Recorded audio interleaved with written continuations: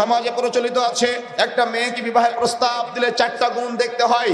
এটা অনুবাদের ক্ষেত্রে আমাদের একটু ত্রুটি আছে, মনে রাখার চেষ্টা করবেন। মৌলিকভাবে মনে রাখতে হবে, আল্লাহ রাসূল বলেছেন মানুষেরা দেখে সৌন্দর্য, মানুষেরা দেখে বংশমর্যাদা, মানুষেরা দেখে অর্থ সম্পদ, কিন্তু তোমরা মূল্যায়ন করো দিনদারিতা। কথা বুঝেন নাই? আল্লাহ রাসূল কি বলেছেন? শব্দ মিস্টেক কোনটা হয়? মানুষেরা দেখে। আমরা কি বলি? আমাদের দেখতে হবে বংশমর্যাদা, অর্থ সম্পদ, সৌন্দর্য, দিনদারিতা। কিন্তু হাদিসের ভাষ্য মনে রাখার চেষ্টা করবেন, মানুষেরা দেখে বংশমর্যাদা, মানুষেরা দেখে অর্থ সম্পদ, মানুষেরা দেখে সৌন্দর্য, কিন্তু তোমরা দিনদারিতাকে মূল্যায়ন করো। মনে রাখার চেষ্টা করবেন।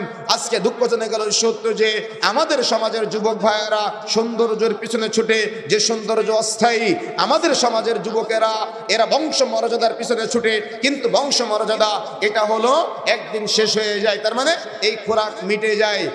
আমাদের সমাজের যুবকেরা অর্থ সম্পদের পিছনে ছুটে, এটা হলো অস্থায়ী। কিন্তু আল্লাহ রাসূল বলেছেন তোমরা দিনকে মূল্যায়ন করো। যদি দিনকে মূল্যায়ন করো তাহলে এটাকে বলা হয়েছে সফলতা।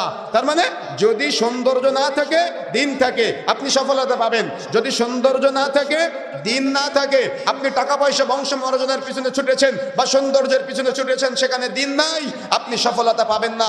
অসম্ভব, আপনি সফলতা পাবেন না।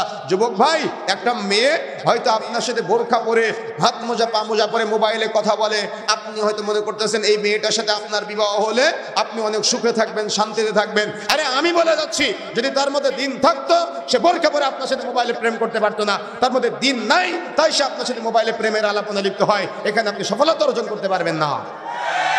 যুবতী বোন, একটা ছেলে হয়তো আপনার সাথে মাথায় টুপি পরে, গায়ে পাঞ্জাবি দিয়ে, মুখে দাড়ি রেখে মোবাইলে কথা বলে, আপনি হয়তো মনে করেন সে ব্যাপক দিনদার, সে ব্যাপক পরহেজগার, সে ব্যাপক তাকওয়াশীল।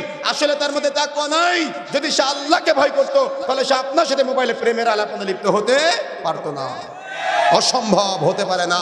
এই জন্য বিবাহের আগেই এই বিষয়গুলো উপলব্ধি করার চেষ্টা করবেন। সুতরাং মনে রাখার চেষ্টা করতে হবে, বিবাহের জন্য সৌন্দর্য যদি আপনি পেয়ে যান, বংশ মর্যাদা যদি আপনি পেয়ে যান, অর্থ সম্পদ যদি আপনি পেয়ে যান, সাথে সাথে যদি আপনি দিনদারিতাকে সবচেয়ে বেশি প্রায়োরিটি দেন, তাহলে আপনি সফলতা অর্জন করবেন। কিন্তু এটাকে ওলামায়ে কেরাম বলেছেন কি জানেন? এটাকে বলেছেন নূরুন আলা নূর, কল্যাণের উপরে কল্যাণ, ভালোর উপরে ভালো, সফলতার উপরে সফলতা।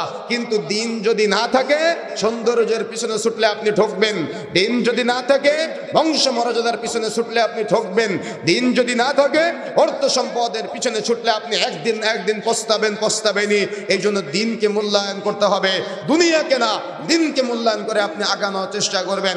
এখন আসুন, মেয়ের দিনদারিতাকে ফলো করে আপনি মেয়ে দেখতে গেলেন।